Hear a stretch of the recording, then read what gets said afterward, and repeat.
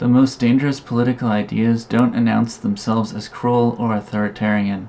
They present themselves as humane, rational, and inevitable.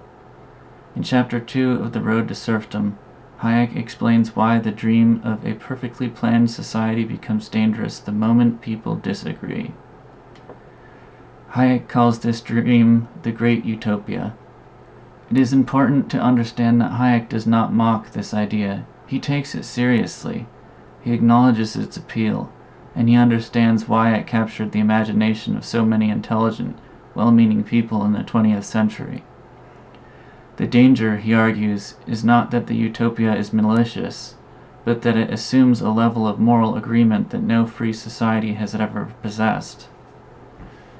The appeal of the Great Utopia. The utopian vision Hayek describes is not chaotic or violent. It is orderly, rational, humane. In this vision, society is organized deliberately, rather than accidentally. Resources are allocated efficiently rather than competitively. Waste, duplication, and inequality are minimalized. Social outcomes are chosen consciously instead of being left to chance. To many reformers, this did not feel authoritarian, it felt responsible.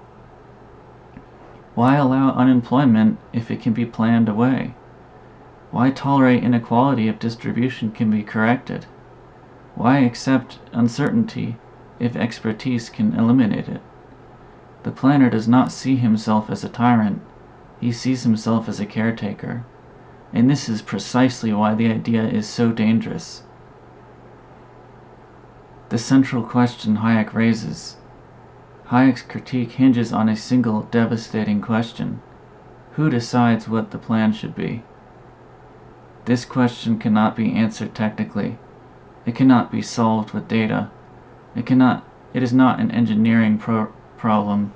It is a moral problem. A comprehensive plan must decide which needs are most important, which goals deserve priority, which sacrifices are acceptable, which lives will be disrupted in pursuit of the whole. These decisions are not neutral, they embed values.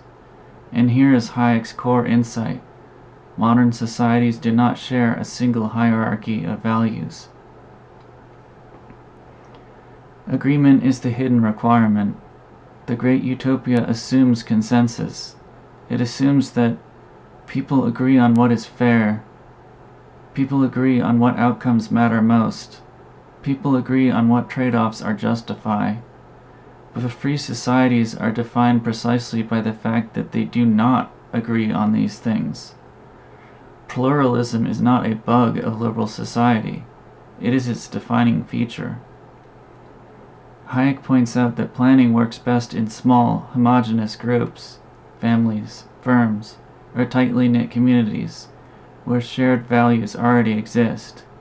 The larger and more diverse a society becomes, the more fragile centralized agreement becomes. The utopia fails at scale. Why disagreement becomes a threat. Once a comprehensive plan is adopted, disagreement changes its meaning. In a liberal order, disagreement is normal. In a planned order, disagreement is obstruction. If the plan aims to maximize employment, someone refusing an assigned role becomes a problem. If the plan aims to equalize outcomes, someone seeking advantage becomes unfair. If the plan aims to direct production, alternative choices become inefficiencies. Opposition is no longer just opinion, it becomes resistance. Hayek's warning here is subtle but critical. The more comprehensive the plan, the less room there is for dissent. At that point, freedom does not merely compete with efficiency, it undermines it. From utopia to coercion. Hayek does not claim planners intend coercion. He claims they will justify it. Once leaders believe they are pursuing rational, necessary goals, obstacles must be removed, and human beings are the most unpredictable obstacles of all. If people do not conform, persuasion is tried first, incentives are adjusted, pressure is applied.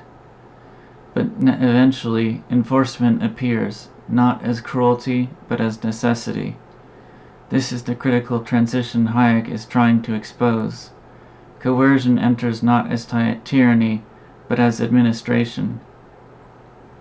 Why democracy cannot save the plan. Many defenders of planning argue that democracy can keep it humane. Hayek is skeptical. Democracy can choose whether to plan, but it cannot determine how to plan once deep disagreements arise. Why? Because a single coherent plan requires consistency. Elections produce fluctuation. Public opinion shifts. Coalitions change. At some point, planners must be insulated from voters in order to preserve the plan itself. This is not a conspiracy. This is structural pressure. Hayek's point is not that democracy fails immediately, but that planning and democracy pull in opposite directions over time. The illusion of technical neutrality. One of the most persistent myths Hayek dismantles is the idea that planning is merely technical. He argues that economics can describe trade-offs, but it cannot tell us which outcomes we should prefer. No calculation can answer questions like, is equality more important than growth? Is security more important than freedom? Is stability more important than innovation? These are value judgments. When planners claim neutrality, they are not avoiding politics, they are concealing it. Why the utopia persists. If the Great Utopia fails so predictably, why does it keep returning? Hayek suggests 3 reasons. 1. Moral seduction. The desire to reduce suffering is genuine and powerful. 2. Crisis conditions. War, depression, and emergency make planning feel urgent and unavoidable. 3. Delayed consequences. The costs of planning emerge slowly, while its promises are immediate. By the time coercion becomes visible, society has already traveled far down the road. How this chapter fits the whole book. Chapter 2 is the moral foundation of the road to serfdom. Hayek is not yet warning about dictators. He is warning about certainty. The belief that society can be consciously designed requires agreement where none exists, obedience where dissent is natural, authority where choice once prevailed. Once that belief takes hold, the later chapters are not alarmist predictions, they are logical consequences. Connections to the 20th century. Wartime planning feels necessary. Post-war planning feels responsible. Permanent planning feels inevitable. The Great Utopia becomes the moral language of management. And once society accepts that outcomes must be engineered, freedom becomes conditional, tolerated only when it aligns with the plan. Hayek's warning in Chapter 2 is not that utopias are cruel, but that they require agreement free societies cannot give, and obedience they cannot sustain without force. Chapter 3 asks a question most political debates avoid, whether collectivism and individual freedom can coexist at all. Hayek's answer reshapes how we think about liberty itself. So stay tuned for the next episode, and please leave a like and subscribe.